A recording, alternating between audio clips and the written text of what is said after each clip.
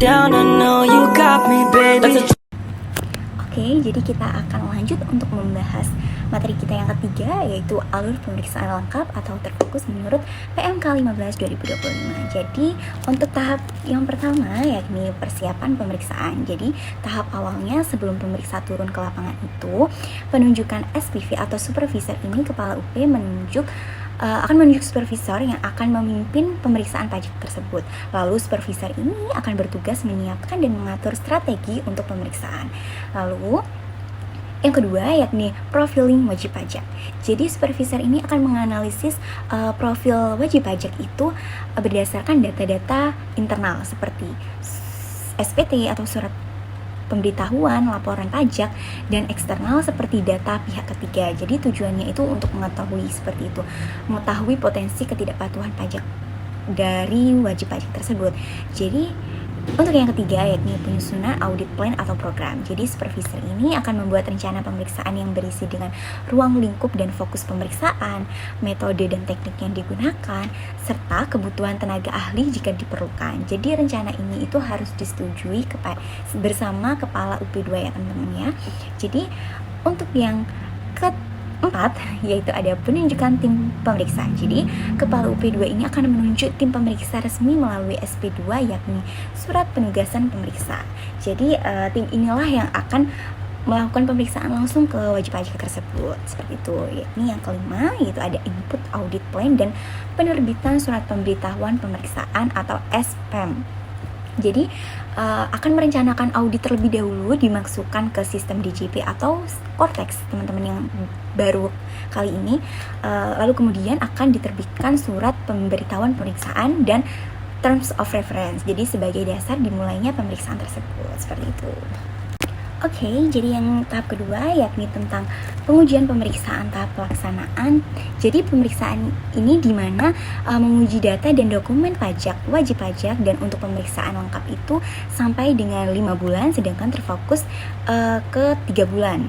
Jadi yang pertama itu penyampaian surat pemberitahuan dan termin of reference. Jadi surat pemberitahuan dan termin ini akan dikirim ke wajib pajak untuk menandai mulainya pemeriksaan pajak. Bisa disampaikan langsung lewat pos atau lewat elektronik.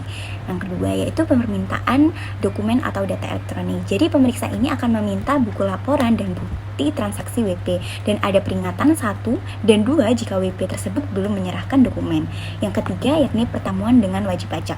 Jadi pemeriksa dan wajib pajak ini akan bertemu secara langsung atau online untuk membahas data dan temuan sementara. Jadi setiap pertemuan dibuatkan berita acara pertemuan atau BAPK yang biasa disebut. Lalu yang keempat yakni permintaan ke pihak ketiga. Jika dibutuhkan pemeriksaan juga bisa meminta data dari pihak lain seperti bank, pemasok, pelanggan, dan atau instansi pemerintah, termasuk instansi badan atau lembaga atau biasa yang disebut dengan IBK yang punya data relevan. Lalu yang kelima yakni ada pemeriksaan di tempat wajib pajak. Jadi pemeriksa ini bisa datang langsung ke lokasi usaha wajib pajak tersebut untuk memverifikasi kegiatan dan pembukuan. Jadi hasilnya itu dituangkan dalam berita acara pemeriksaan di tempat wajib pajak tersebut. Lalu yang keenam itu ada pembahasan temuan sementara.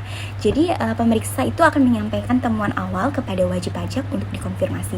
Jadi wajib pajak tersebut itu diberi kesempatan untuk memberi tambahan bukti atau penjelasan. Jadi dilakukan paling lambat 1 bulan sebelum waktu pemeriksaan tersebut berakhir. Jadi yang ketujuh, perpanjangan waktu pemeriksaan.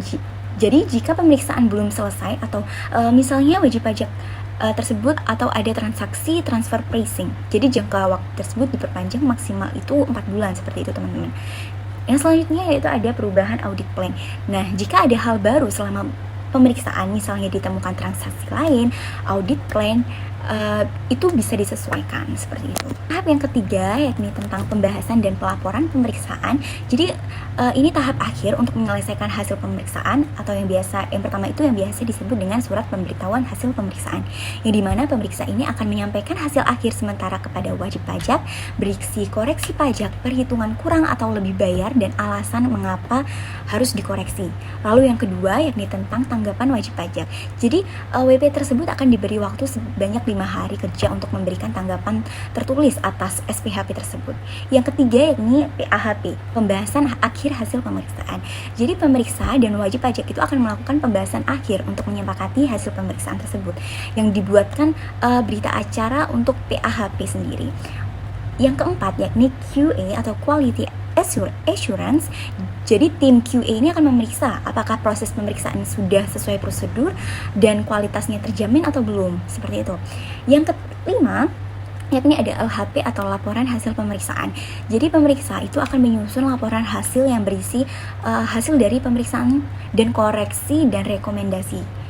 Lalu yang keenam ada PAQA atau Post Audit Quality Assurance. Jadi tahapan evaluasi akhir untuk memastikan hasil laporan benar dan lengkap sebelum diterbitkan dengan SKP atau surat ketetapan pajak, seperti itu. Yang terakhir ini adalah pengembalian dokumen wajib pajak. Semua dokumen dan berkas wajib pajak yang dipinjam itu akan dikembalikan setelah pemeriksaan selesai, seperti itu teman-teman. Oke, usai sudah kita membahas 3 materi kali ini, yakni tentang PMK 15. Jadi untuk gambaran terkait 3 materi tersebut tadi sudah aku jelaskan juga dalam ringkasan sederhananya seperti apa.